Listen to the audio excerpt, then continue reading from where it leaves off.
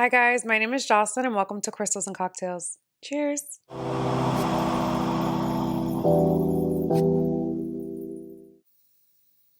I needed that.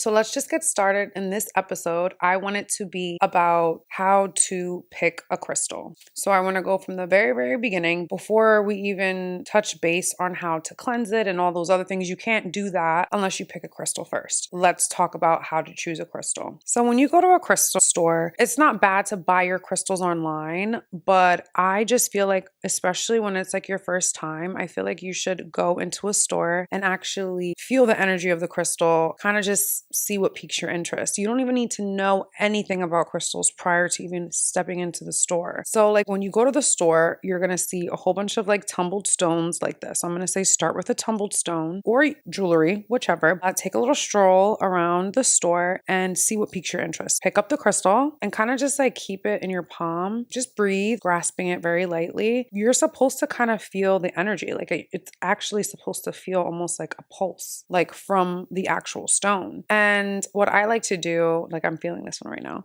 And that's what I feel like when the energy is like working and you're kind of like exchanging energies, is it's literally crazy. What I like to do is if I am super attracted to a crystal and I pick up one and it's like it's not giving me that like thump of energy that I really want, I just choose another one, the same crystal, but just a different crystal. Take both of the crystals and I put them on both of my palms of my hands and I see kind of which one is pulsating more and which one I'm like feeling the energy the most from. And then that's the one that I end up choosing. So sometimes, like when I first started, when you don't know anything about the crystal, but you're like, why am I so like attracted to the energy of this crystal? Or why am I attracted to the way that it looks? Like I like the way that it looks and I like the color or I like the shape or whatever the case may be. So I always suggest taking a picture of the labeled crystal that you chose because sometimes it could be overwhelming. A lot of crystals look the same, but when you're actually at the store, they're usually labeled. So take a picture of the label as reference and do your research. I like to do it right then and there because I'm like, okay, why was I attracted to this crystal? So that's what I did with cinnabar because I'm like, I looked at actually like cinnabar and I'm like, what crystal is that? And I knew it wasn't howlite because it had pink in it. And I also have howlite earrings on, which is so funny. I love them. Anyway, so I was like, what is this? So when I saw that it was cinnabar, I was like, I've never heard of cinnabar. So what did I do? I researched it. What does the cinnabar crystal do? What is it for? You look it up on Google, you kind of just get like a quick overview. And cinnabar is a really, really cool crystal and it brings you into like your creative side and like whatever kind of endeavor that you've been wanting to do, it kind of just like pushes you to do it. And it was crazy because that's exactly what I needed. I needed this crystal at that time. And that was like right when I was just like, okay, I need to really be serious about this podcast. I need to like get out of this rut that I'm in. I need to encourage myself. I need to push myself and actually make my dream come to reality, push my creativity to the limit. And literally that is what this little baby does. And I love her. And she's the only one that I don't have any other cinnabar. Like this one is mine.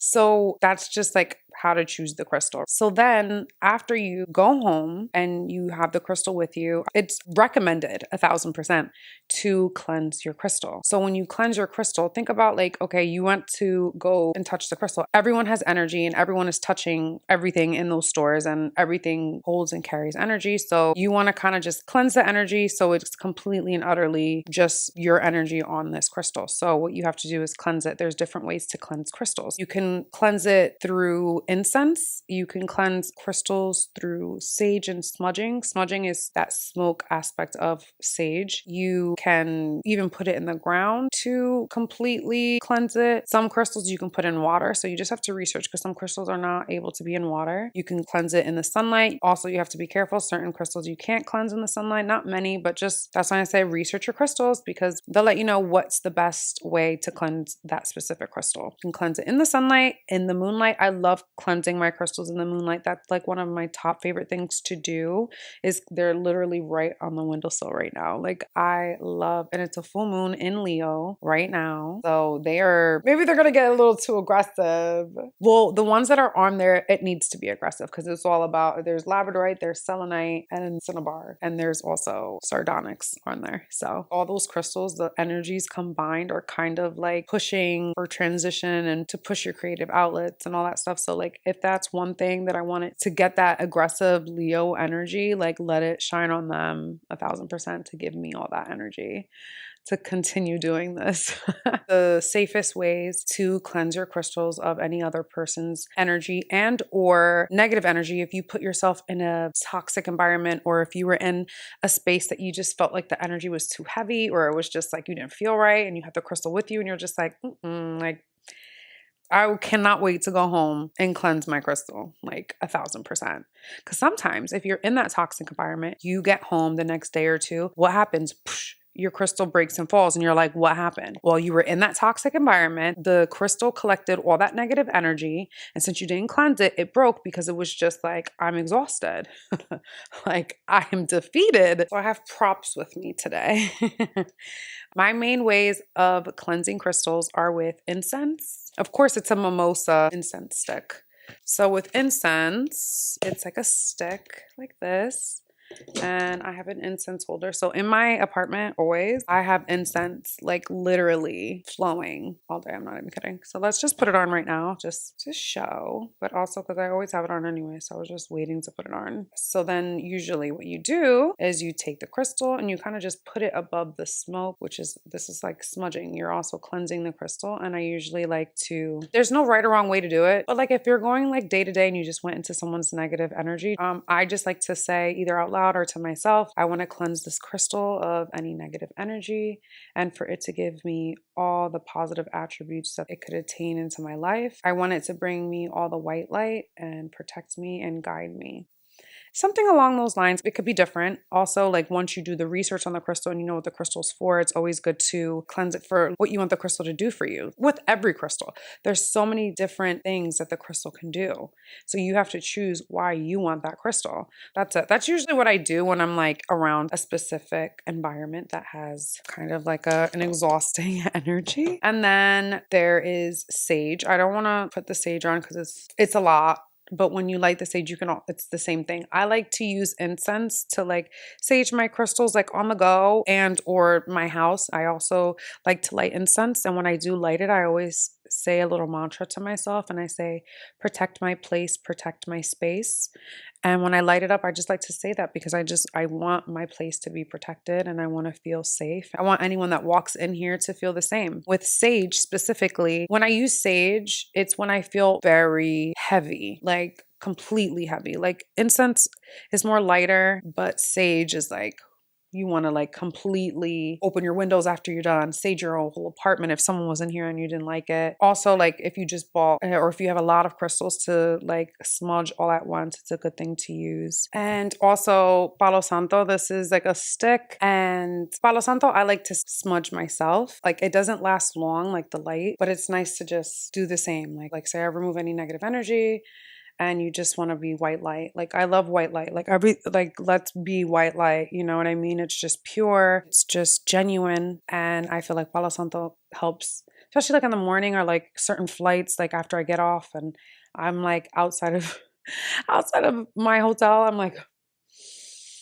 because sometimes the people you work with, you're like, oh my goodness. Also, briefly speak about selenite. So my number one favorite crystal is selenite. This is a selenite wand, but I love selenite because it is literally the best crystal in my opinion, just because it cleanses not only itself, but it cleanses other crystals. And it rarely ever really needs to be cleansed because it cleanses itself. So literally, if you have selenite next to your other crystals, they will get charged just by touching the selenite, which is just like, how dope is that? Like, this is such an amazing, amazing crystal. And the crazy part is selenite is so delicate and very, very sensitive. So it's so funny that it can literally not only cleanse itself, but cleanse other crystals, but yet it's so sensitive, so delicate. It's like, what? And you have to be careful. It has shards, like the wands and stuff. I have like selenite tea light candle holders. So beautiful. And like if you put a little tea light in there, it gives it like a little glow. It's gorge. If you also have crystal jewelry, like it's cool to just put your crystal jewelry. Like I always have crystal bracelets on, like just plopping them on top of your selenite. Give it that extra like cleanse. If you're wearing the jewelry every day, it's also a crystal, so it's going to carry energy. So it's nice to like cleanse it And also with crystals, you can do like sound frequency clears the energy. So sometimes you'll even go to a crystal store and they have like a sound bowl, which I also have. I was not prepared. They also have like sound bowls, which sound will also like, and then they roll it and roll it. I'm not gonna do it because the microphone is right here. But yeah, so like they'll use sound frequency to also cleanse the crystal, which is awesome. I do love a crystal store that does cleanse your crystal after you buy it because I'm like, they get it. You get it. So yeah, I don't want to get like too deep into it, but that's just like the standard beginner for crystal information, how to choose a crystal and how to cleanse your crystal. Also, obviously, like I said, make sure you do all of your research on your crystal because it's just so important to know what kind of crystal that you chose, its energy, and like how to care for it, you know, kind of what is to be expected. Because if you do your research on the crystal, you'll be very surprised at what its energy can do to your day-to-day walk of life. It is a beautiful and amazing thing. So I feel like we touched on those bases. I just want to wrap it up and say thank you for watching. Cheers.